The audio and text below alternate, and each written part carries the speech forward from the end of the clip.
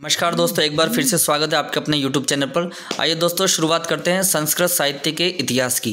संस्कृत साहित्य के इतिहास में वैदिक साहित्य की बहुत ज़्यादा महत्वपूर्णता है और अधिकांश एग्जाम में इससे संबंधित प्रश्न बनते ही बनते हैं, तो इसकी अपन चर्चा करते हैं। आइए सबसे पहले वैदिक साहित्य में अपन जानते हैं ऋग्वेद को। ऋग्वेद किसे कहते हैं? ऋचाम वेदा इति ऋग्वेदा। मंत्रों का जो संकलन है उसे ही ऋग्वेद कहा जाता है और ये मंत्र देवताओं की स्तुति परक होते हैं। तो ये ऋग्वेद हो गया।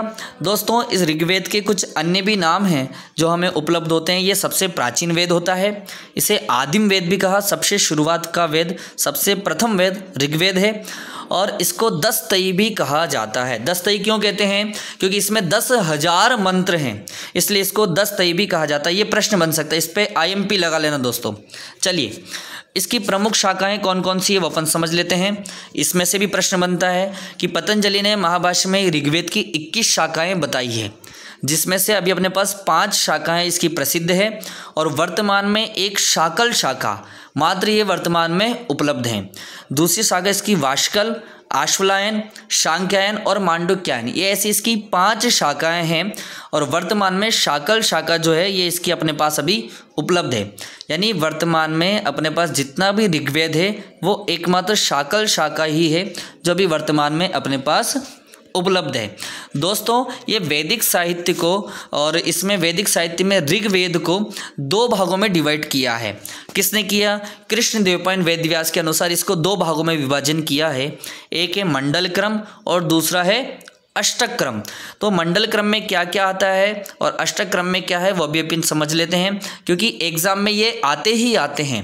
तो देखिए, मंडल क्रम में इसके 10 मंडल हैं ऋग्वेद में, 85 अनुवाक है, 1028 सूक्त हैं और 10,580 इसमें मंत्र हैं। किसमें? ऋग्वेद के मंडल क्रम में। उसके बाद इसको अष्टक क्रम में विभाजित किया। तो अष्टक क्रम में क्या है कि इसमें 8 अध्याय, 8 अष्टक हैं और 64 अध्याय हैं और 20,024 वर्ग हैं। ठीक है ना, 2024 वर्ग है इसमें, 20,024 नहीं, 2024 वर्ग है और 10,580 इसमें ही मंत्र। तो मुख्य रूप से जब आपके एग्जाम में पूछा जाता है तो मंडल पूछे जाते हैं, सूक्त पूछे जाते हैं और मंत्र पूछे जाते हैं। अष्टक क्रम में आपके अध्याय पूछे जाते हैं और यहाँ पे भी मंत्र पूछे जाते हैं। और ये जरूर पूछ लिया जाता है कि ऋग्वेद को 2 भागों में किसने डिवाइड किया है, विभाजन किया है। तो उसका आंसर हो जाएगा कृष्णदेवपायन वेदव्यास ने, है ना। तो बहुत सुंदर। आइए अपन थोड़ा सा और आगे चलते हैं। अब इसके प्रमुख देवता कौन कौन से हैं जिसमें ऋग्वेद में वर्णन आया है? तो इसमें 3 प्रकार के प्रमुख देवता बताए हैं। पहले पृथ्वी स्थानीय, अंतरिक्ष स्थानीय और द्यु स्थानीय। पृथ्वी स्थानीय में अग्नि इसके प्रमुख देवता हैं, अंतरिक्ष स्थानीय में इंद्र और वायु ये प्रमुख देवता हैं, द्यु स्थानीय में सूर्य और विष्णु ये इनके प्रमुख देवता माने जाते हैं। अब इससे संबंधित कुछ और प्रश्न बनते हैं जो महत्वपूर्ण हैं कि ऋग्वेद का प्रथम मंत्र कौन सा है? तो अग्नि मिले पुरोहितम, अग्नि सूक्त पहला सूक्त है और उसका पहला ही मंत्र है अग्नि मिले पुरोहितम। इसमें एक और प्रश्न बन सकता है कि साहित्य का सबसे पहला सूत्र कौन सा है या सबसे पहला मंत्र कौन सा है? तो अग्नि मिले पुरोहितम ये इसका पहला मंत्र है और ऋग्वेद का ही अंतिम मंत्र समानी वह आकुति ये इसका अंतिम मंत्र है। ठीक है, तो इससे संबंधित अपने ये कुछ मुख्य बिंदु हो गए। अब इसमें सबसे महत्वपूर्ण प्रश्न है वो है मंडल तथा उनके ऋषि, क्योंकि ये प्रमुख 10 मंडल हैं और इनमें से प्रश्न आता ही आता है, लिख के ले लो आप। चलिए देख लेते हैं। प्रथम मंडल है, इसके ऋषि हैं दीर्घतमा, इन्हें अनेक ऋषि भी कहते हैं। दूसरा मंडल है, इसके ऋषि हैं गृत्सम्मत। तीसरा मंडल है, इसके ऋषि हैं विश्वामित्र। चौथा मंडल है, इसके ऋषि हैं वामदेव। 5वां मंडल है, इसके ऋषि हैं अत्रि। 6वां मंडल है, इसके ऋषि हैं भारद्वाज और 7वां मंडल है, इसके ऋषि हैं वशिष्ठ। 8वां मंडल है, इसके ऋषि हैं सोमदेव और 10वें मंडल के हैं कामदेव। तो ये 10 मंडल हैं, आप एक बार स्क्रीनशॉट ले सकते हैं। इन 10 मंडल से एक ना एक प्रश्न बनता ही बनता है, तो इनको जरा अपन ध्यान से समझें और पढ़ना चाहिए। आइए थोड़ी सी और प्रमुख चर्चा है। इसके प्रमुख सूक्त कौन कौन से जो हमारे एग्जाम में आते हैं? इनमें पूछा जाता है कि ऋग्वेद के प्रमुख सूक्त कौन कौन से हैं।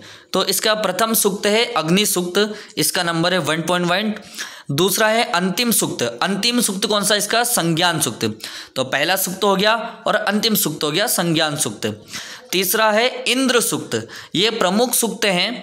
और वाक सूक्त जिसका नंबर है 10.125 और अगला है श्रद्धा सूक्त जिसका पॉइंट है 10.151। इनमें से प्रश्न आते ही आते हैं। कुछ अलग से महत्वपूर्ण बातें और आपको बताता हूं, जरा ध्यान से समझना। हिरण्यगर्भ सूक्त, नासदीय सूक्त और पुरुष सूक्त, ये तीनों सूक्त में से भी मुख्यतः प्रश्न किए जाते हैं। इनमें से हिरण्यगर्भ सूक्त और नासदीय सूक्त जो हैं, इनमें सृष्टि से उत्पत्ति संबंधित बात है और ये दोनों दार्शनिक सूक्त हैं। ठीक है, कौन से? हिरण्यगर्भ और नासदीय सूक्त।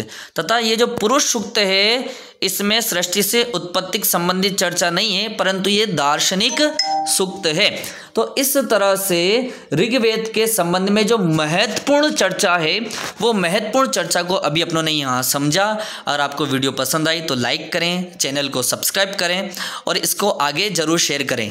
अगली वीडियो के सामने वापस मैं उपस्थित होऊंगा जिसका विषय अपना ऋग्वेद के बाद अगला जो वेद है यजुर्वेद, उससे संबंधित अपन चर्चा करेंगे। वीडियो देखने के लिए थैंक यू, धन्यवाद।